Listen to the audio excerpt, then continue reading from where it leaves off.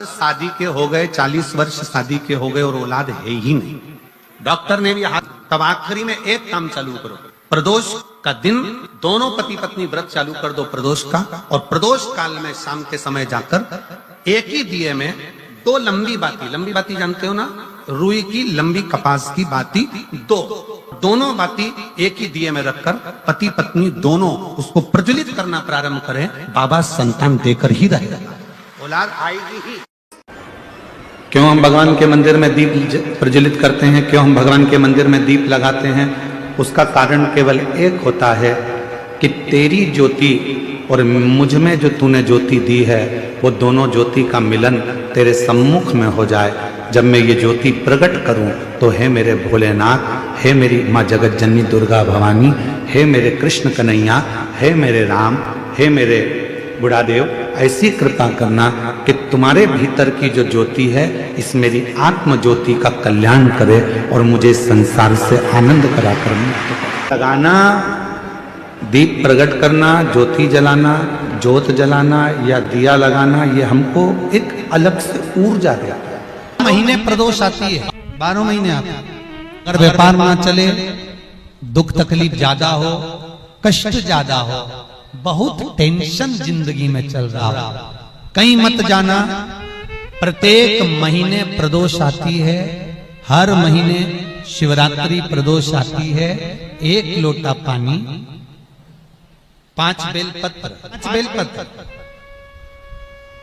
1 शमी पत्र, 5 बेलपत्र तांबे के लोटे में जल में डाल लीजिए। 7 दाने अक्षत के, आखे अक्षत के डाल लीजिए।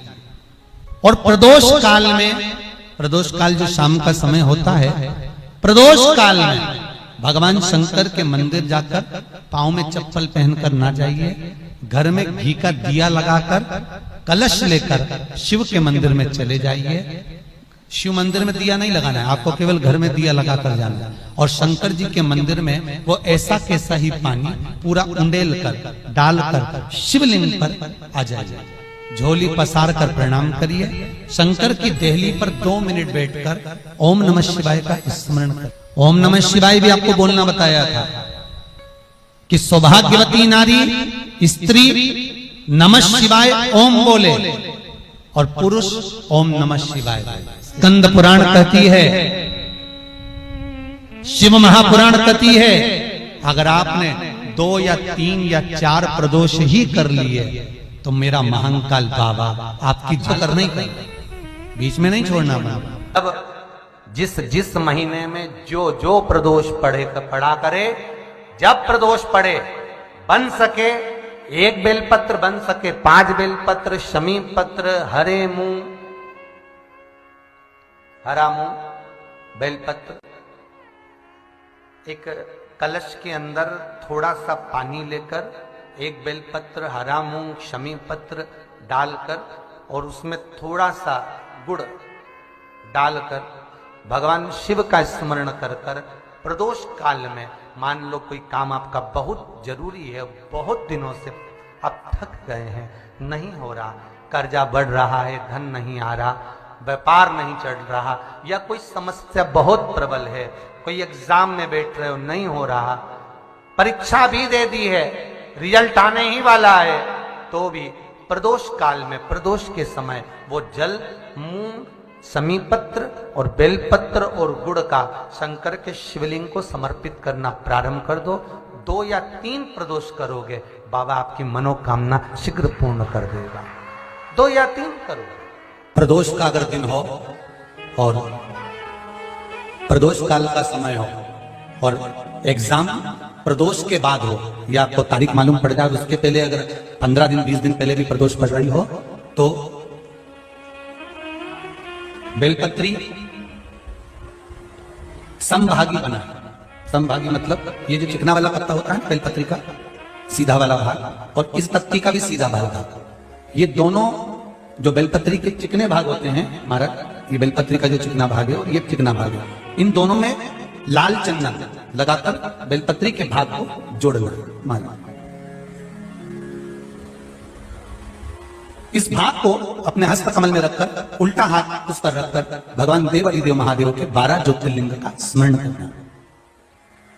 श्री शिवाय नमस्तुभ्यम, या पंचाक्षर मंत्र नमः शिवाय, या षडाक्षर मंत्र ओम नमः शिवाय। पंचाक्षर मंत्र हो, षडाक्षर मंत्र हो, श्री शिवाय नमस्तुभ्यम शिव महापुराण का मूल मंत्र हो, स्मरण कर कर उस मंत्र का अपनी कामना कहकर अशोक सुंदरी वाली जगह पर उसको छुआकर भगवान शंकर पर उसका स्पर्श कराकर उसको लाकर नंदी का एक चरण, ऊंचा भाग जहां चरण का हो, नंदी जब शिव जी के सामने होता है तो उसका एक पांव ऊंचा होता है, नंदी का जो पांव ऊंचा हो उस मंदिर में जो भी, चाहे आगे पांव हो पीछे का पांव, जो पांव उस मंदिर में हो ऊंचा, उस चरण के पास अपनी कामना कर कर रख दीजिए और थोड़ा सा मूंग, हरा मूंग थोड़ा सा, श्री गणेश जी महाराज का नाम लेकर किसी भी गौशाला में या नंदी गण जहां हो, आपके मोहल्ले में कोई नंदी हो जो घूमता हो रोड पर, कोई बेल हो, तो उसको वो मूंग खिला दीजिए और उसके बाद थोड़ा सा मूंग हथेली लेकर थोड़ा सा खिलाकर आप अपने एग्जाम पर या कोई व्यापार चालू कर रहे हो या नौकरी करना चाह रहे हो, सर्विस करना, आप उसके लिए चले जाओ, उसमें सफलता मिलेगी। पर करना किसको पड़ेगा? जो व्यापार करने जा रहा है, जो नौकरी करने जा रहा है, जो सर्विस करने जा रहा है, जो अप्लाई करने जा रहा है, जो अप्लाई के लिए आगे बढ़ने जा रहा है, कोई कंपटीशन एग्जाम में बैठने जा रहा है, करना उसको। शंकर का यह अविरल त्योहार प्रदोष का व्रत क्यों आता है? क्यों भगवान शंकर की आराधना प्रदोष के दिन करी जाती है? क्यों कभी सोमवार होम प्रदोष आ जाती है, कभी गुरुवार का प्रदोष आ जाता है, कभी शुक्रवार का प्रदोष आ जाता है, कभी कोई प्रदोष आ जाता है? ये प्रदोष का व्रत क्यों आता है?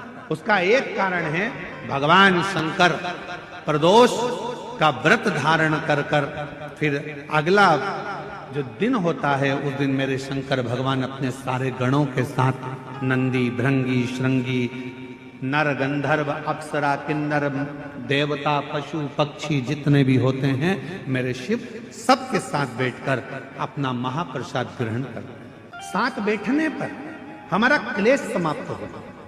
प्रदोष काल का दीप, प्रदोष काल की आराधना, प्रदोष काल की साधना और प्रदोष काल में परमात्मा का लिया गया नाम हमारे करोड़ों करोड़ों करोड़ों करोड़ों पुण्य को प्रबल कर देता है और हमारे पाप को छिन्न कर देता है। हमारे पाप स्थान पर शमी पत्र का वर्णन किया गया। साथ ये शिवलिंग, ये जलाधारी, ये जल बहता है वो स्थान, बीच में अशोक सुंदरी का स्थान, गणेश जी, कार्तिकेय जी का स्थान, माँ जगत जननी का हस्त कमल, शिवलिंग, ऊपर जलाधारी में जया, विष